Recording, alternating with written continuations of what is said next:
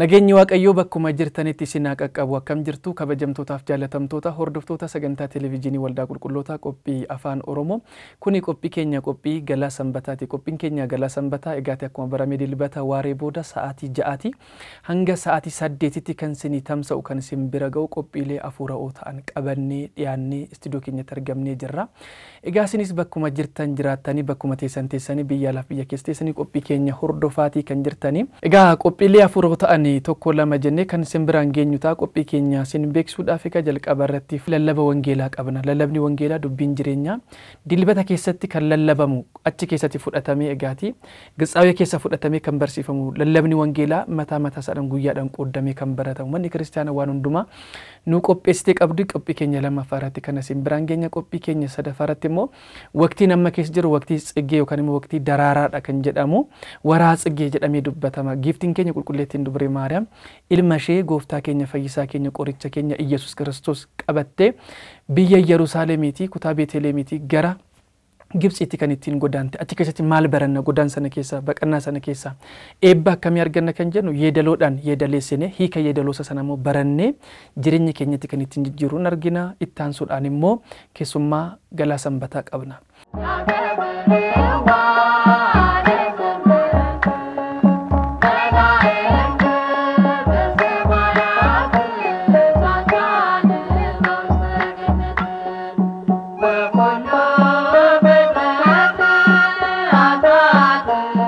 Gitsaawee keessatti dilbata irratti maaltu lallabame maaltu dubbatame qiddaasii keessatti kamtu lallabame kan jedhamu kaasanii barsiisan keenya nu barsiisu ammas gara lallabaatti ceenaa laphee Sonaa'eef tasgabbaa'een laphee Liidiyaa Waaqayyo hunduma keenyaaf haalaatu arraba dubbii ittiin nu barsiisan immoo barsiisaa keenyaaf haalaatu gara lallaba wangeelatti dabarraa ammas nu wajjin turtu.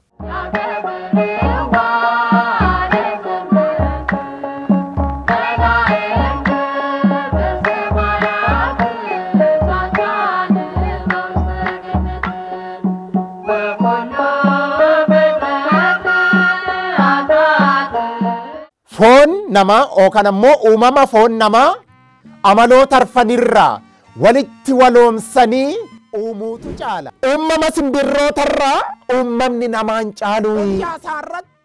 Dhundhuma takka namni dabalu hin jiru. Dhundhuma miti amma taakkuu takka iyyuu namni dabalu. Hangombisaatti hin galfanne laalladhaa isaan ilaalaa gooftaan keessan isaan sooraa mitiree.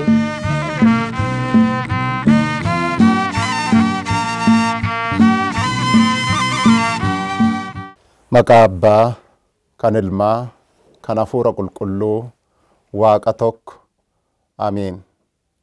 Jaalatamtoota maatii Waaqayyoo jaalattoota giiftii keenya qulqulleettii qulqullootaa jaalattoota wareegamtootaa ergamootaa miiltoowwan Waaqayyoo hunduma isaanii kan taatan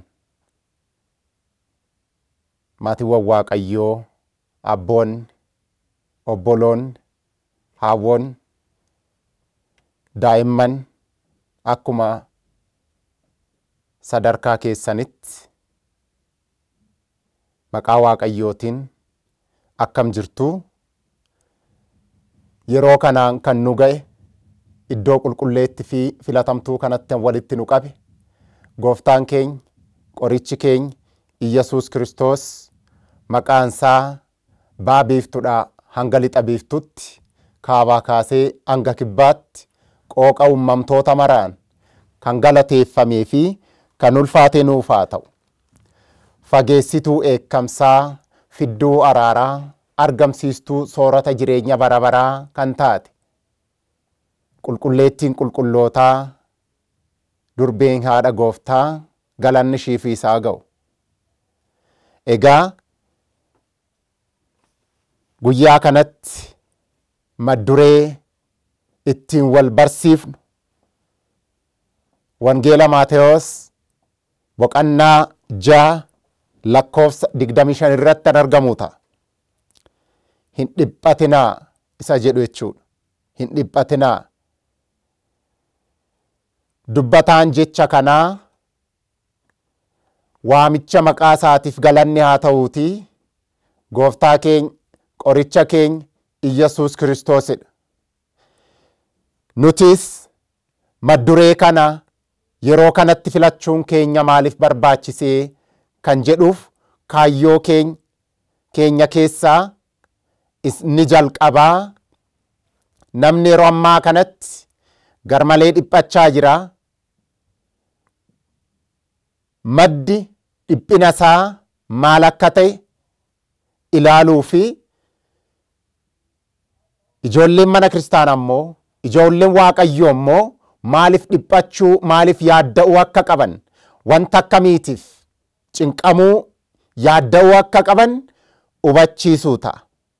Sanarraa kan darbe immoo yeroo kanatti filatamuu isaatiif sababni inni biraan ammoo tibbi kun akkuma beekamu warhaa tsigee zamana tsigee tibba daraaraa jedhamuudhaan beekama jechuudha.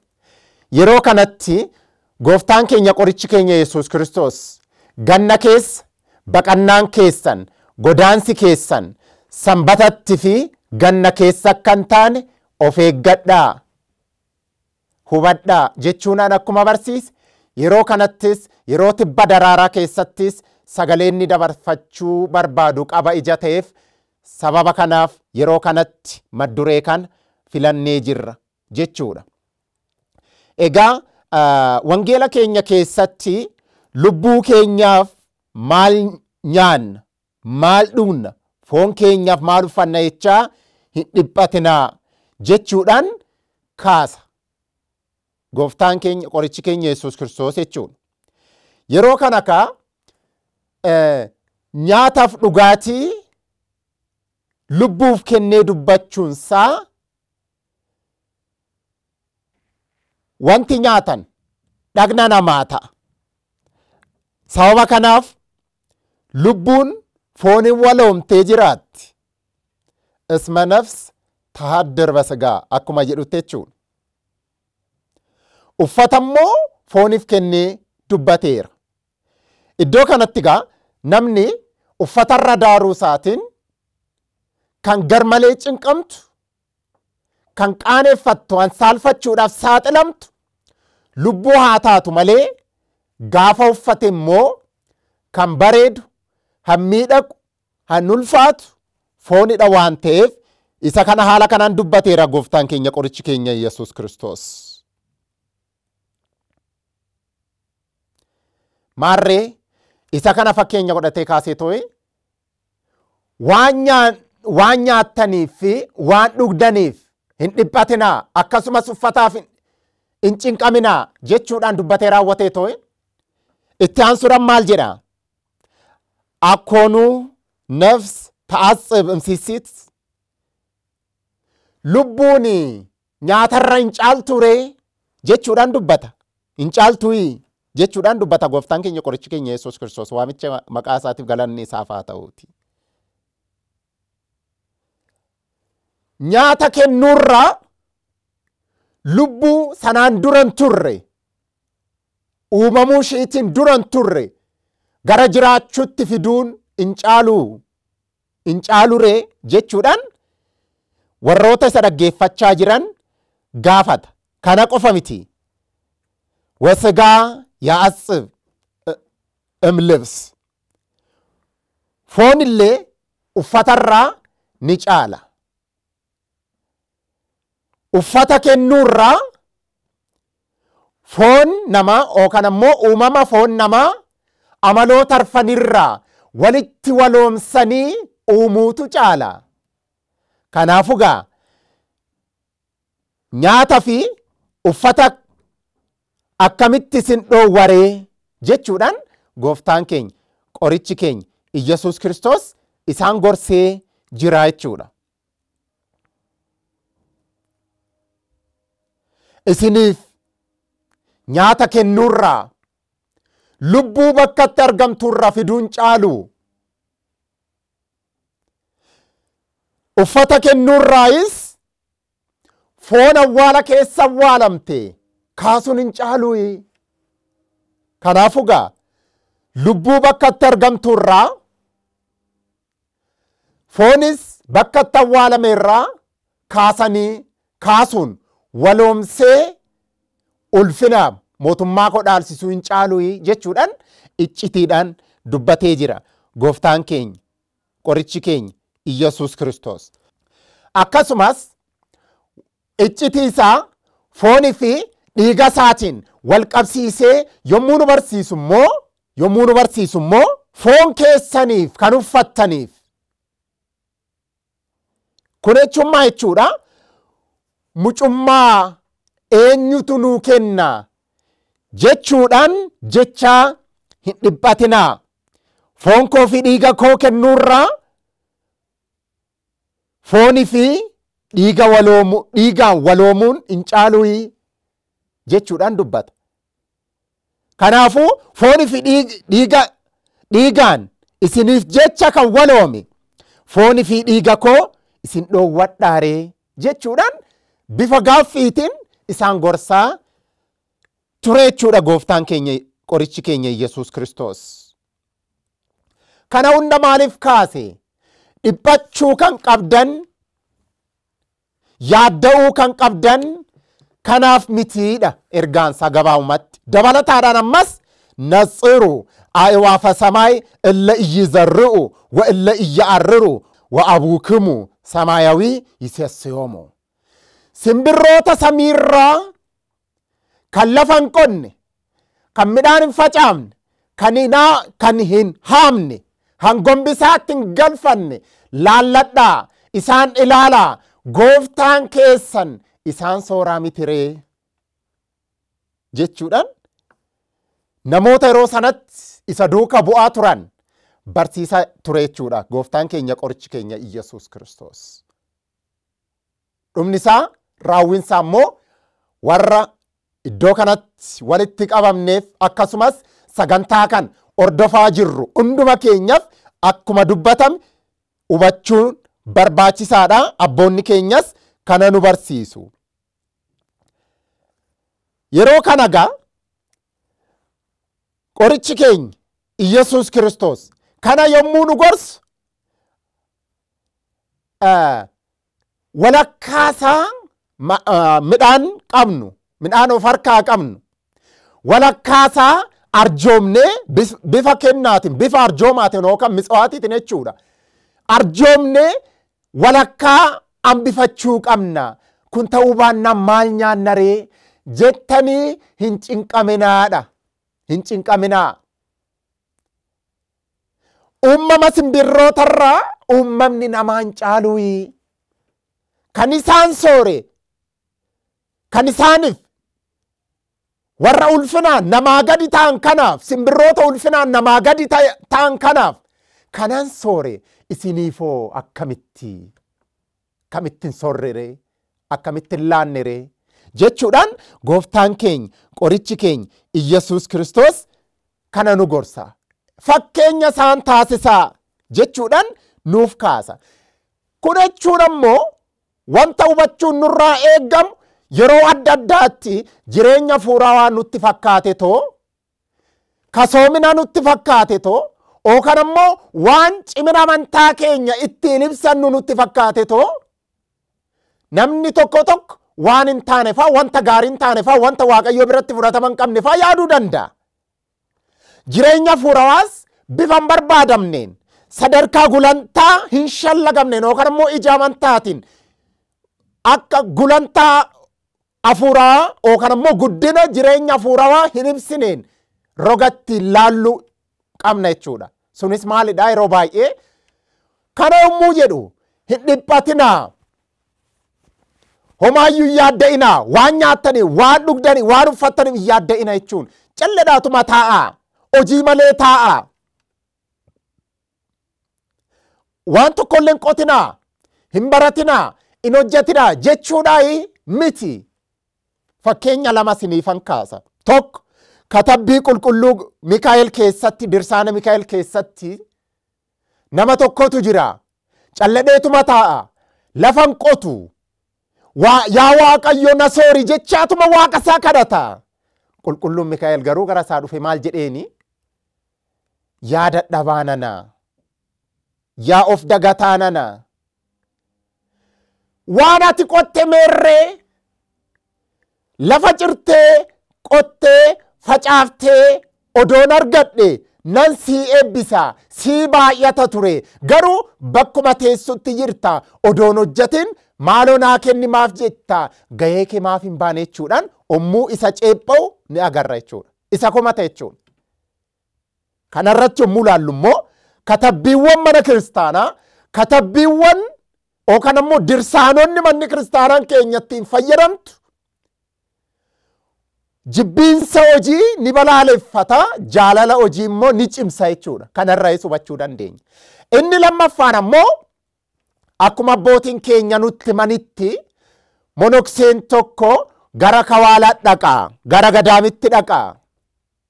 Achi dhaqeetoo haala kamiin jiraattu jechuudhaan obboloota ahawu yookaan ammoo monoksoota kawaala sana keessa jiraatan gaafata.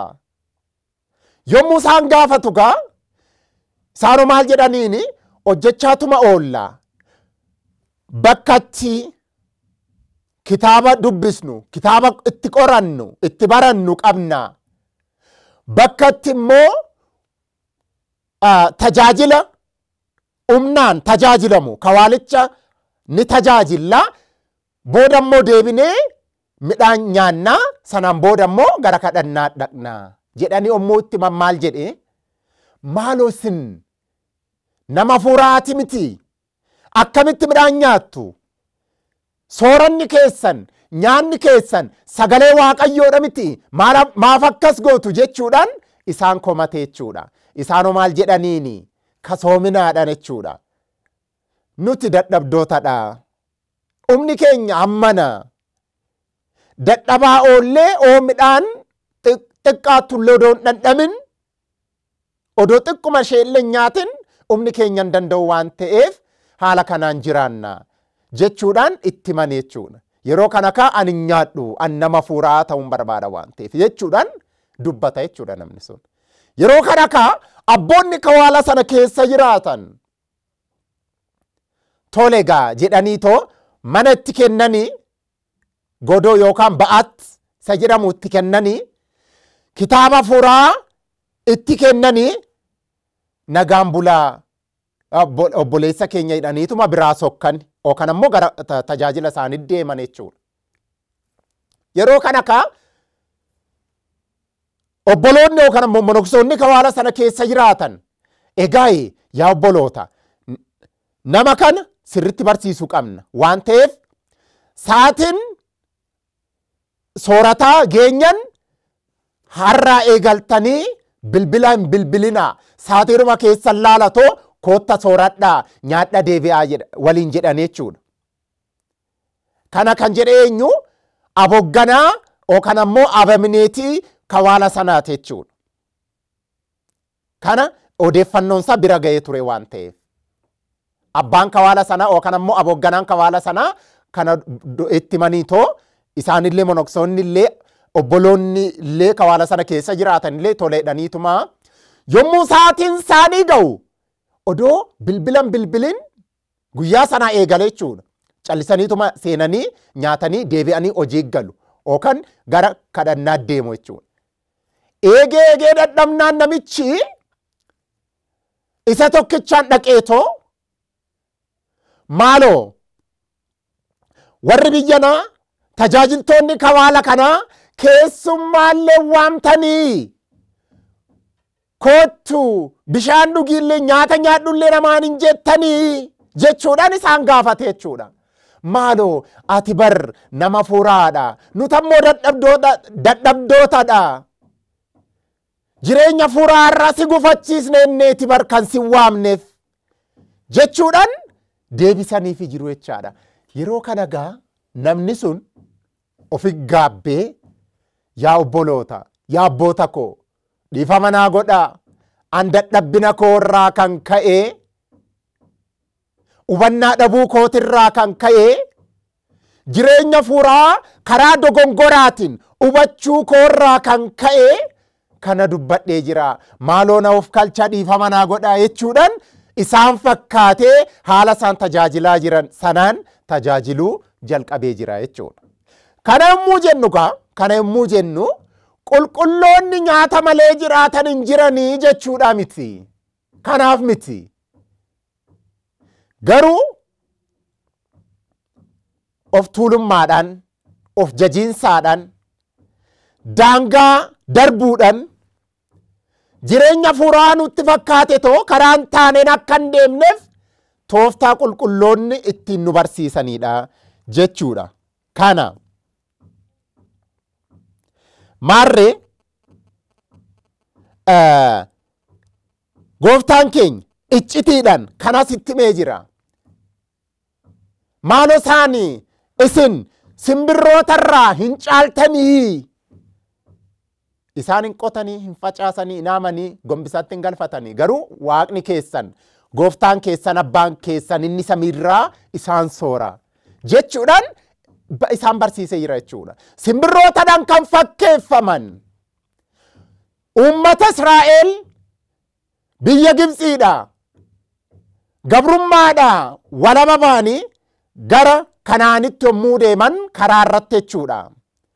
Uffanni isaanii jalaan dhumne, irkoon isaanii jalaan cabne, kopheen isaanis teephaan isaan cinne yookaan ammoo hin moofne, yookaan ammoo kopheen isaanis hin cinne.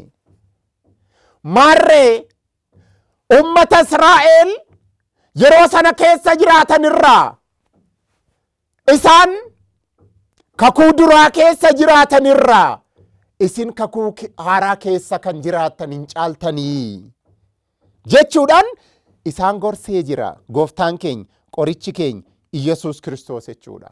Akkasumas alummattootaan illee wal qabsiisee isaan gorsee jira jechuudha.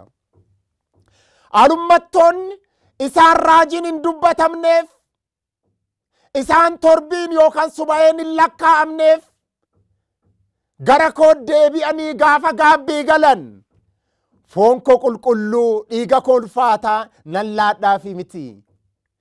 Isiniif warri raajiin isiniif dubbatame, warri torbii yookaan subaa'een isiniif lakkaa'ame akkamitti dagadharee fooniif dhiiga koo akkamitti isin dhoowwadhaaree jechuudhaan gara isaa dhiyaanne foonsa qulqulluuf dhiiga isaa ulfaataa nyaanneef dhugnee jireenya bara baraa akka argachuu akka dandeenyu nu barsiisa jechuudha. Gooftaan keenya qorichi keenya Iyesuus Kiristoos. Hin cinqaminaa, hin yaadda'inaa, waan tokko illee hin dhiphatinaa. Mannuu እምኔክሙ በተክዞ ዘይቅ ወስኮ በዲበቆሙ አሃደ እመተ isin keessa namni angabaabadhee jira hojjaan koo ol dheerinni koo gabaabaadha ija ta'eef dheerachuun barbaada jedhee dhiphateef hojjaa isaa irratti ol dheerina isaa irratti namni dhundhuma tokko ol dabalu jiraaree jechuudhaan gooftaan keenya qorichi keenya Iyesuus Kiristoos kana nu gorsa. Kana jechuunsaa tokko akkuma dubbannetti kallattiidhaan yommuu eegnu hojjaa isaa irratti dhundhuma takka namni dabalu hin jiru. Dhundhuma miti hamma taakkuu takka iyyuu namni dabalu hin jiru. Beekamaadha kun. Iccitii kana keessatti garuu gooftaan keenya qorichi keenya Iyesuus Kiristoos an ga'ee jira, ga'umsan qaba, qaroomee jira jedhee namni aangoo lubummaa ofii isaatiif ofuma isaatiin dhuunfatu jiraaree jechuudhaan dubbata. Namni cinqameef hojjaa ofii irratti dabaluu hin danda'u hin jiru. An ga'eera ga'umsa qaba jedhee of boonseef ammoo aangoo lubummaa isa lafarraa hin taane kana dabaluu akka hin dandeenye gooftaan keenya qorichi keenya Iyyasuus Kiristoos kana nu barsiisa jechuudha. Kana qofa miti. Waan nyaataa simbirroota wal qabsiisee nu barsiiseera.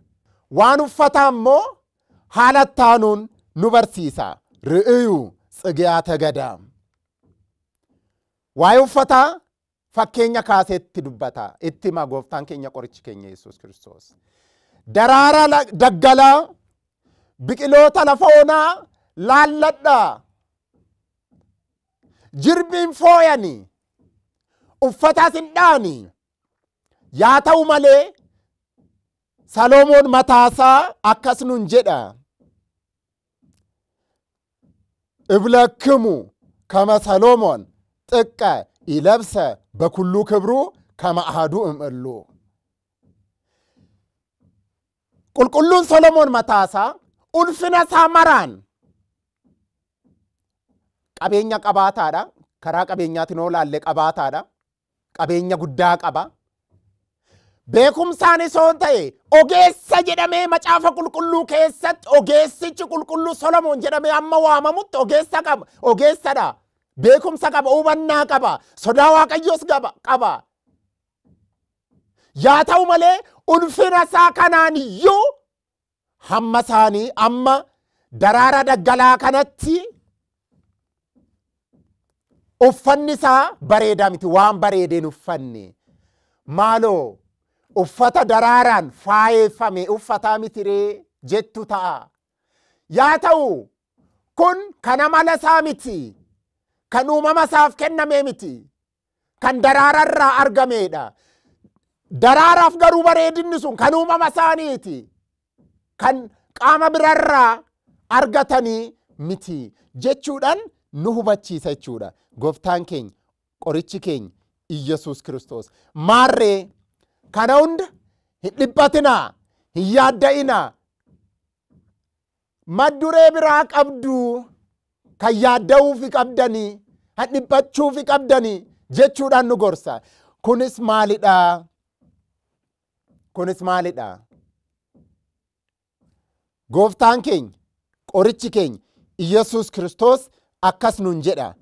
Antimusa hissu maqdima mangisto ወጽድቆ ወዝንቱ ኩሉ ይትወሰክ ለክሙ። እስን ዱርሳቶ ዱጋፍ ሞቱማሳ እሙ ጀሩ ሞቱማ ዋቀዮ ቻዳ ሐወዳ እሼ በርባደዳ እሼፍ ዲጳዳ እሼፍ ያዳ ዮከነሞ እሼ አወዳዳ ኩኑንዲ ስኒፍ ደበለም kunundi hanjettu maaliif sitiin tokko nyaata nyaattanii fi dhugiitii dhugdaniif akka madduree wanta guddaa taasiftaniitoo hin yaadda'inaa nuun jedhee jira. Kun dabaltiidhaadha. Iddoo kanatti kun hundi isiniif dabalamaa kan jedhamu dabaltiidhaadha. Inni lammaffaan uffatadha. Yeroo baay'ee yommuu ilaalamnu jechuudha. Uffannaa keenyaaf cinqamna. Baay'een keenya yeroo baay'ee yommuu ilaalamnu uffata foon keenyaaf uffannu kanaaf yommuu cinqamnu ni mul'anna. Kana sirriitti hubachuun barbaachisaadha. Yeroo baay'ee nutti bareeda jenneetoo itti yaanneetoo qalbeeffachuurraa fagaanneetoo uffata nama gufachiisu fa'aa uffanna. Nutti bareeda jenneetoo cinqamuurra kan ka'e muraasni keenya immoo yommuu sagantaa qabaannu fa'aa yommuu waltajjii guddaa ookan kabajamaa ta'eedha jennee herregnu irratti hirmaannu fa'aa mallattoolee kiristaanummaa keenya ofirraa baafnee bareennee jirra jennee wanta lagaa ofii keenya irra daballee fa'aa yeroo itti fayyadamnu jira. Kanaaf hin cinqaminaadha. Hin cinqaminaa. Kun dabaltiidha malee waan ijoo miti jechuudhaan nu gorsa jechuudha. Kana kan laale qulqulluun Phaawulos akkas jechuudhaan nu barsiisa. Waan hundumaa Waaqayyoo biratti kadhannaa fi galataan fedhii laphee keessanii dhiyeessaa malee homaayyuu hin yaadda'inaa, hin dhiphatina jechuudhaan ergaasaa gara warra Filiphisiiyuus erga irratti boqonnaa 4 lakkoofsa 6 irratti ibsuudhaan akkasitti nu barsiisa jechuudha. Kana qofa miti. Namni maaliif dhiphata yoo jenne fedhiinsaa guutuu fididaa jechuudha. Fedhiin namaa immoo baay'eedha. Yoomuu hin guutu. Kanaafuu nagaa waanan harkaa qabu kun gaadhanaaf. Kanarra immoo hamman danda'e hojjedheetuman dabala jechuudhaan yaaduu qabna malee nan ga'u maaliif kana jechaatoo nagaa yaada jedhu kana anaaf gaadha wanti kun jechuurraa of fageessinee akka hin jiraanne nagaa kun jechuu akka qabnu ergaasaa isa mucaasaa fuuraa qulqulluu Ximootiyoosiif erge irratti ergaasaa ishee tokkoffaa boqonnaa 6 lakkoofsa 6 kaasee hanga 8tti jirtu irratti nuuf ibsee jira jechuudha. Gooftaan keenya qorichi keenya Iyyasuus Kiristoos. Akkasumas namni yeroo baay'ee uumamni isaas akka beelladaayi ni nyaataa, ni uffataa, akka isaan nyaatanitti ni nyaataa, akka isaan dabbasa uffatanitti innis uffata uffataa, akka isaan du'anitti ni du'a. Kun amala beellada waliin isa wal fakkeessudha jechuudha. Yaa ta'u malee namni foon qofa miti. Amala foonii qofa miti inni qabu, amala hafuuraas qaba waan ta'eef lubbuu isaafis yaaduu akka qabu sirritti nu barsiisa. Kanaafuu isa kamiif cinqamuu qabna ree? Dhugaa fi mootummaa isaa cinqamuun, yaadda'uun yookaan isa sanaaf dhiphachuun sirritti quuqamuun barbaachisaa akka ta'e nu barsiisa jechuudha. Kanaafuu daraaraa daggalaa irratti hundaa'eetoo kan nu barsiise gooftaan keenya tibbillee tibba daraaraati ija ta'eef daraaruma dirree keessaa argaa jirru kanaan abaaboo adaarra bulee nu barsiisa. Daraaraawwan gosa adda addaa irratti bulee nu barsiisa. Isaan har'a miidhaganii miidhaginni isaanii borarca'uu danda'a waan ta'eef isaan borarca'u kanatti akka bulee badu kanaaf kan cinqame isiniif akkamitti jechuudhaan. Kanaafuu wanta cinqamuu qabdaniif cinqamaa, wanta yaadda'uu dhiphachuu qabdaniif dhiphadhaa jechuudhaan gooftaan keenya qorichi keenya Iyyasuus Kiristoos nu gorsaa jechuudha. Kanaafuu sooranni, uffanni, qabeenya adda addaa, qabeenya lafarraa kamuu kun hundi dabaltiidha waan ta'eef isa ijoo kan ta'e mootummaa Waaqayyoo dhaaluu fi dhugaasaatti jiraachuu kan dursinee hawwuun isa sanaaf jiraachuun barbaachisaa akka ta'e gooftaan keenya qorichi keenya Iyyasuus Kiristoos haala kanaan nu barsiisa jechuudha. Wangeela Maatewos boqonnaa 3 lakkoofsa 8 akkasumas wangeela Luuqaas boqonnaa 3 lakkoofsa 8 irratti isaan irra bulee nu barsiisa. Isa kana dhiisaatoo wantoota xixiqqoo kanaaf cinqamuu dhiisaatoo akkuma dubbannetti dhugaa fi mootummaa isaatiif yaadda'aa yookaan isa sanaaf dhiphachaa sirritti quuqamaa haala kanaan nu gorsa gooftaan keenya qorichi keenya Iyyasuus Kiristoos. Kanaafuu hundi keenya sagalee Waaqayyoo amma dabarfame kana sirritti hubannee waanuma nyaannuuf, dhugnu, uffannuuf odoon ta'in kun hundi dabaltiidha waan ta'eef sirritti quuqamnee wanta quuqamuu qabnuuf dhugaa fi mootummaa Waaqayyoodhaaf jechuudha. Gaabbii galuudhaaf, foonii fi dhiigasaa nyaachuuf, dhuguudhaaf, jireenya gaabbii jiraachuudhaaf, jireenya kiristaanummaa keenyatti cimnee jiraachuudhaaf Waaqayyoon nama waada Waaqayyoo eegu, nama dhugaaf mootummaa isaa hawwatu nu haa taasisu.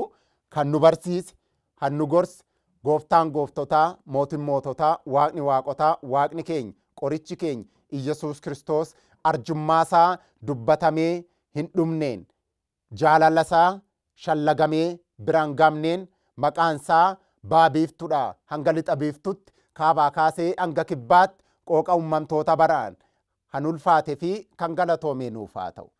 fageessituu eekkamsaa fidduu araaraa argamsiistuu soorata jireenya barabaraa sababa fayyina keenyaa sanduuqa iccitii haadha uumama maraa haadha uummata maraa kan taate qulqulleettii qulqullootaa durbeen haadha gooftaa galanni ishiif isaa ga'u.